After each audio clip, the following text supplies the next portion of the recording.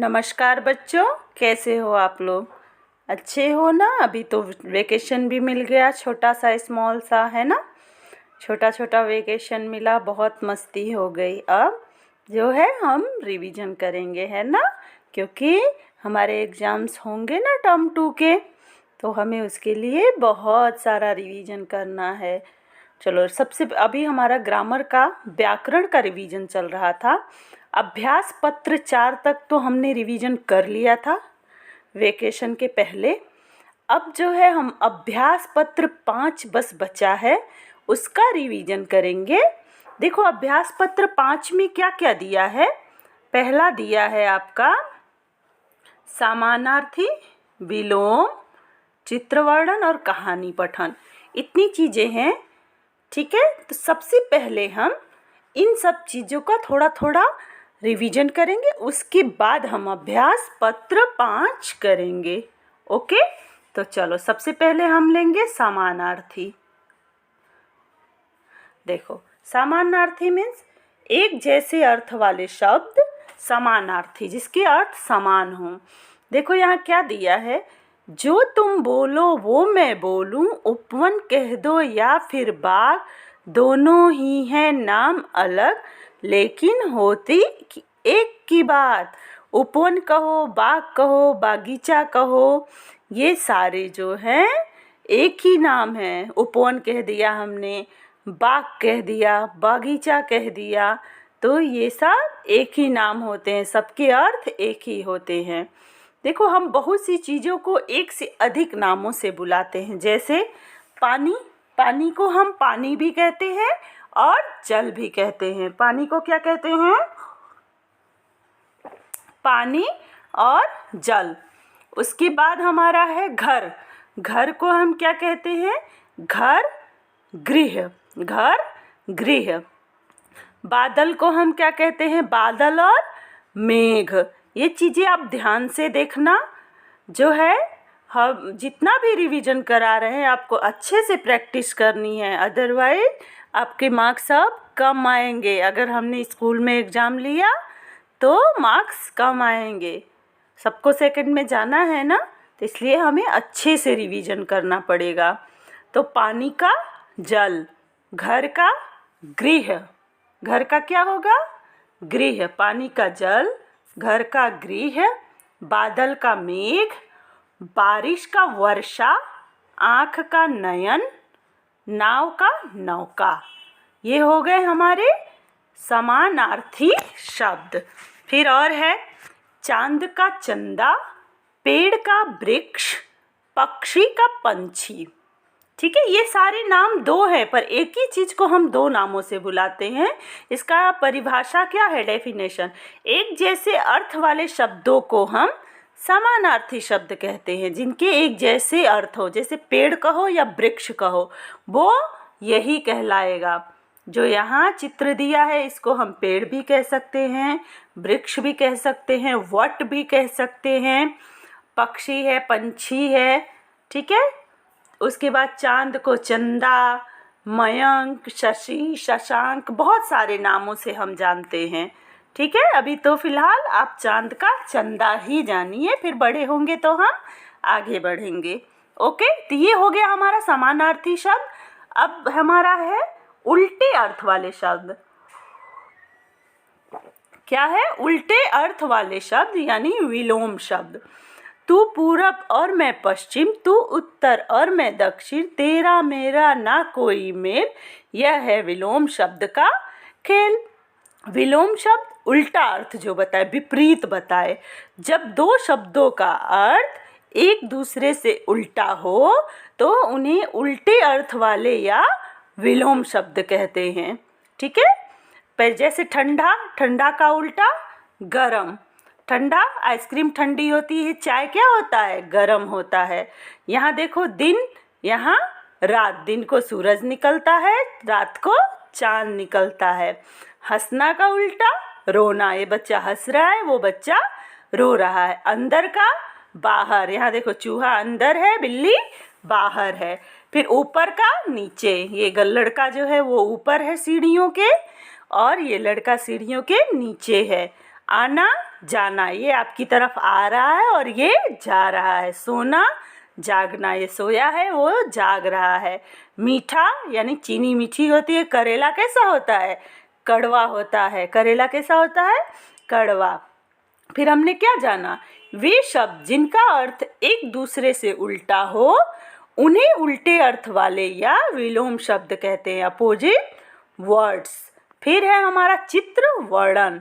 देखो यहाँ दिया है लकी खिलौने वाला। अब यहाँ देखो चित्र में बहुत चीज़ें दी है, इस चित्र को देखो और बोलना है हमें। यह एक खिलौनों की दुकान है। किसकी दुकान है? खिलौनों की। सनम अपने किसके साथ आया हुआ है? आया है अपने मम्मी पापा के साथ। दुकान में बहुत से क्या हैं? खिलौने हैं। किसमें बहुत से खिलौने हैं? दुकान में। सनम ने एक खिलौना क्या खरीदी? कार खरीदी। सनम बहुत खुश है। अब देखो कहानी पठन यानी श्रवण, स्टोरी रीडिंग एंड लिसनिंग। चित्रों को समझते हुए कहानी पढ़ो। एक पेड़ पर एक कबूतर रहता था। पेड़ के नीचे बिल में एक चूहा रहता था। कौन रहता था? चूहा। दोनों अच्छे दोस्त थे। क्या थे? दोनों फ्रेंड थे। एक दिन एक शिकारी आया। उसने जाल बिछाकर दाने फेंक दिए। जैसे ही कबूतर दाना खाने आया, जाल में फंस गया। जब चूहा ने यह देखा तो वह अपने नुकीले यानी धारदार होता है ना, पैने नुकीले जैसे दांतों से जाल काट दिया। कबूतर आजाद हो गया और उड़कर पेड़ पर जा बैठा। दूसरी कहानी देखो, यहाँ देखा है बगुला और मछली की। एक तालाब में बहुत सारी मछलियाँ थी। एक तालाब में बहुत सारी मछलियाँ थी।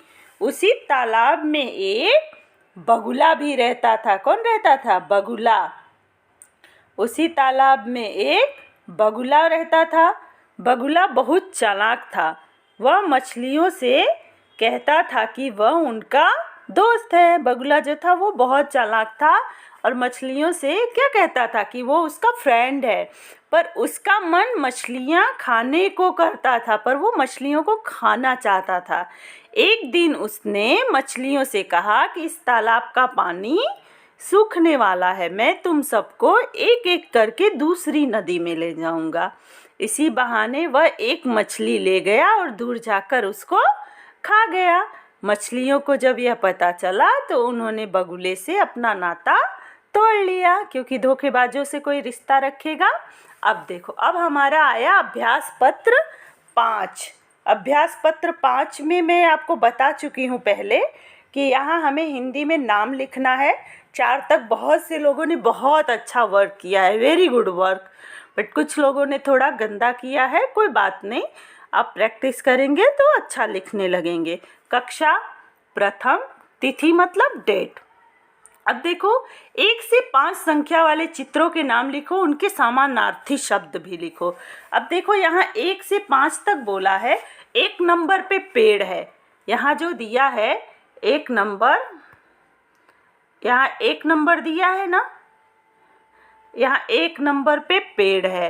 1 नंबर पे तो हम पेड़ लिखा है। पेड़ का समानार्थी शब्द वृक्ष। 2 नंबर, ये 2 नंबर दिया है। यहाँ 2 नंबर पे बंदर है। क्या है? बंदर। तो बंदर का वानर। बंदर का क्या होगा समानार्थी शब्द? वानर। फिर 3 नंबर, 3 नंबर पे दिया है छाता। 3 नंबर पे दिया है छाता। छाता का समानार्थी शब्द क्या? समानार्थी शब्द होगा छतरी। छाता का समानार्थी शब्द छतरी होगा। ठीक है। फिर है नाव। फिर उसके बाद 4 नंबर चित्र क्या दिया है? देखो यहाँ 4 नंबर पे दिया है नाव। ये नाव का चित्र है। किसका चित्र है? नाव का। तो हम 4 नंबर में क्या लिखेंगे? नाव का समानार्थी शब्द क्या होगा? नौका। नप्यो की मात्रा नौ, कप्या की मात्रा का, नौका। फिर लास्ट हमारा दिया है, ये देखो 5 नंबर में क्या दिया है? 5 नंबर में दिया है बादल। तो बादल का समानार्थी क्या होगा? मेघ। क्या होगा? मेघ। हमने समानार्थी पढ़ा है ना, तो वही है। फिर है नीचे लिखी क्रियाओं को विपरीत क्रिया शब्दों से मिलाओ। नीचे लिखी क्रियाओं को विपरीत यानी विलोम शब्द, उल्टे अर्थ वाले शब्द। तो हमारा है सोना, सोना का क्या उल्टा होगा?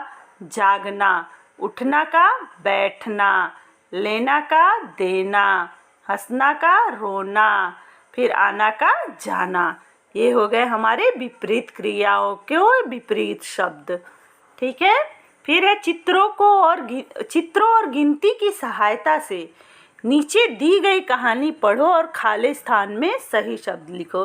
देखो दिया हंसने, मम्मी, 5, 1, दादा दादी, दादाजी, 2 आधा।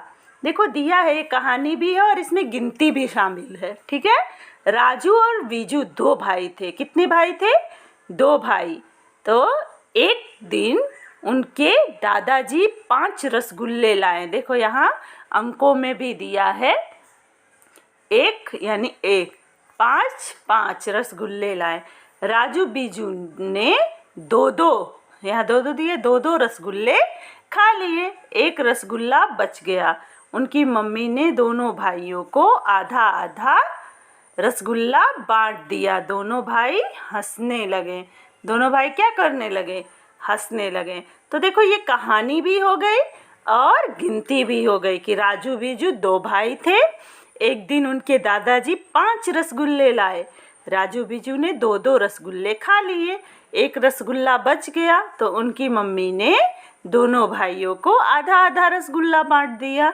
दोनों भाई हंसने लगे। ओके, ये हमारा हो गया अभ्यास पत्र 5। मुझे उम्मीद है कि आप लोग बहुत अच्छे से इसको करोगे। समानार्थी शब्द आप बहुत अच्छे से प्रैक्टिस करना। ये थोड़ा डिफ़िकल्ट है, फिर भी आ जाएगा। Okay, bye everyone.